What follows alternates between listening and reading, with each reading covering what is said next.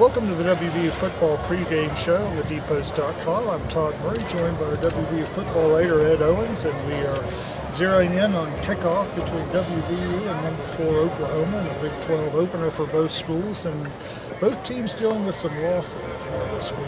Daryl Worley, WVU cornerback, has been suspended indefinitely, and Oklahoma will be without running back Keith Ford, so with a broken ankle.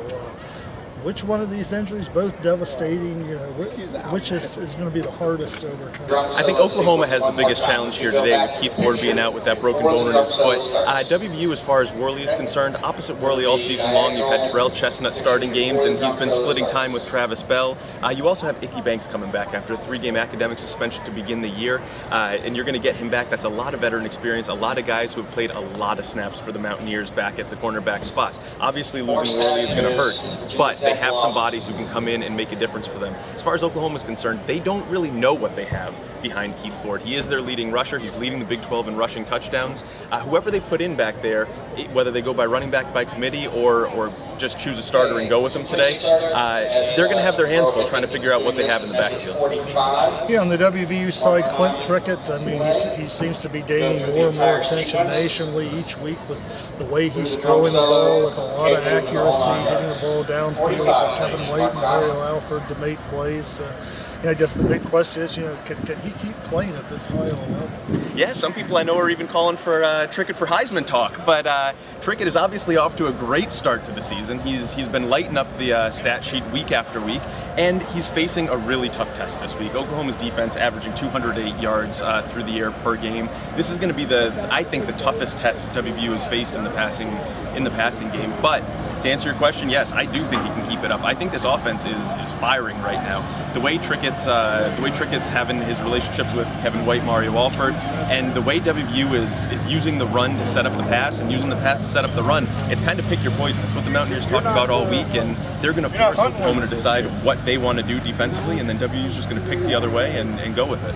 On the Oklahoma side, Trevor Knight has been impressive early in the season as well. It seems like he's getting better every game. The Mountaineers saw him a year ago, probably not a performance he looks back on with a whole lot of good thoughts, but what have you seen out of him?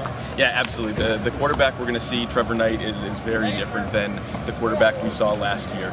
So far this season, Knight's thrown for 253, 299, and 308 yards. I mean, he's getting better every single game. He's getting that down, and it's something that even at the Big 12 Media Days in Dallas this year, all of the Sooners were talking about how Knight really hit his stride in last year's bowl game. He carried it through the offseason. He carried it into this year's preseason and really hasn't missed a beat. Knight is firing kind of on all cylinders since he took the job over, and the consistency, which was such a question for him, so far that isn't an issue. He seems to have found his stride and is putting up consistent numbers week after week. And another topic that always seems to come up, special teams for WVU. They had some problems at Maryland, and if they do the same thing here tonight against Oklahoma, the Sooners are probably going to take advantage of it. What do they need to do to get that? Yeah, you said it. If they cannot make the same mistakes they made against Maryland. This is an Oklahoma team, number 4 in the nation, who will take advantage of your mistakes, and they will not give you the room to come back, I don't believe. They need to play a clean game. They can't have fumbles on punts. They can't be fair catching punts inside the 10-yard line. Can't be letting picks block.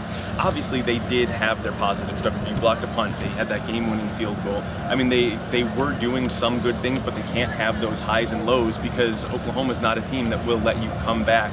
If you make those mistakes, they will take the points, they will say thank you very much, and they will win the game. WVU needs to play a clean special teams game, which they've done before, haven't done lately. You have the answers in a few hours as WVU and Oklahoma square off here tonight. Please continue to follow the WVU football coverage on dpost.com.